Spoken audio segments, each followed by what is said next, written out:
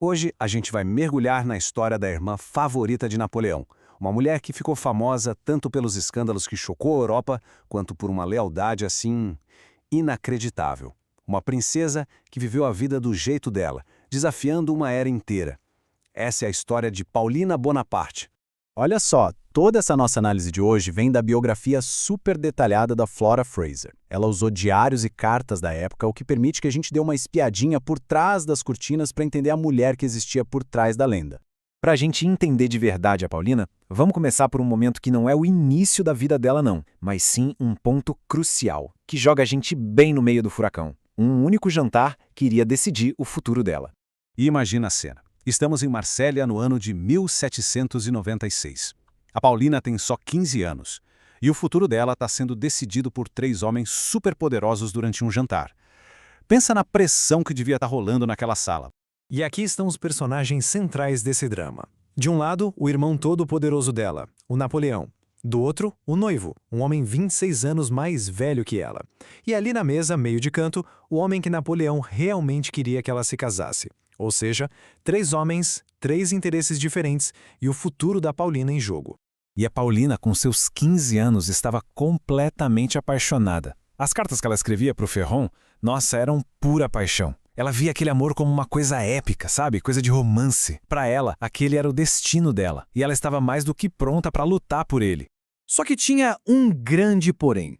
Mesmo com o apoio inicial do Napoleão, existia um obstáculo e tanto. A matriarca da família, Letícia Bonaparte, não aprovava de jeito nenhum essa união. Era a vontade de uma mãe poderosa contra a paixão de uma filha determinada. Esse episódio do jantar já dá pra gente ter um gostinho das forças que moldaram a vida dela, né? Agora vamos ampliar o foco pra gente entender as incríveis contradições que definiram quem foi Paulina Bonaparte. Esse contraste aqui resume a jornada da Paulina perfeitamente. Pensa só, ela saiu de uma infância simples na Córcega, numa casa onde as crianças rabiscavam as paredes, para viver no luxo, mas um luxo absurdo, do Palazzo Borghese em Roma. Que ascensão, hein? A Paulina rapidinho ganhou uma reputação que ecoou pela Europa inteira. Ela não era só linda, ela era polêmica. Os boatos sobre seus casos de amor, sobre orgias e seu comportamento ousado viraram lenda. Ela chocou a alta sociedade e ficou conhecida, como muitos diziam, como a irmã mais problemática dos Bonaparte. Mas como é que ela se via nisso tudo? De um jeito surpreendentemente prático.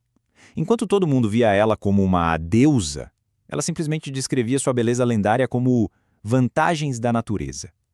Por trás daquela figura sedutora tinha uma mulher bem pragmática.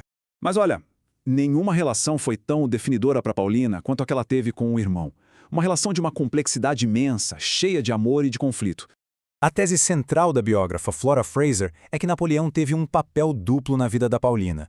Ele era a figura central, o protetor, aquele que levou ela a lugares incríveis. Mas, ao mesmo tempo, por controlar o destino e os casamentos dela, ele também foi, quem sabe, o destruidor da felicidade pessoal dela. E essa dualidade marcou a relação deles o tempo todo.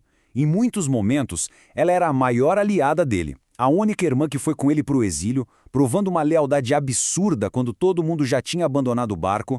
Mas aí, em outros momentos, os casos de amor dela e o desprezo pelas convenções sociais eram uma baita dor de cabeça para o imperador. Isso minava a imagem de respeitabilidade que ele tentava construir para a dinastia dele. Uma verdadeira pedra no sapato imperial.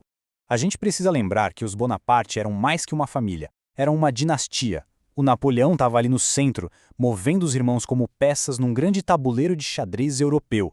E o destino da Paulina estava, claro, totalmente amarrado a essa grande estratégia.